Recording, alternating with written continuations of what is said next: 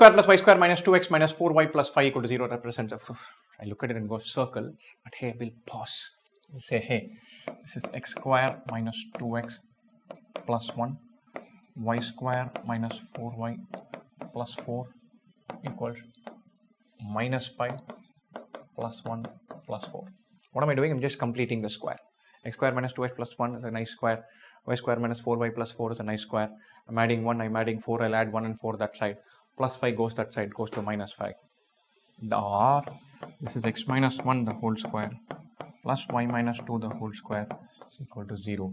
There's a beautiful circle with center 1, 2 and radius 0.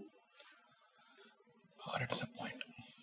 Beautiful question. Look at this question and go, what a freebie. Nice, I can just simplify it and then mark the answer as a circle. Without even simplifying, I can mark the choice as a circle. No, you simplify it and you realize a circle with 0 radius, which is nothing but a point. So, wonderful trap. If you're in a hurry, you can just read this, scan this, mark circle, earn yourself negative marks. Be a little careful.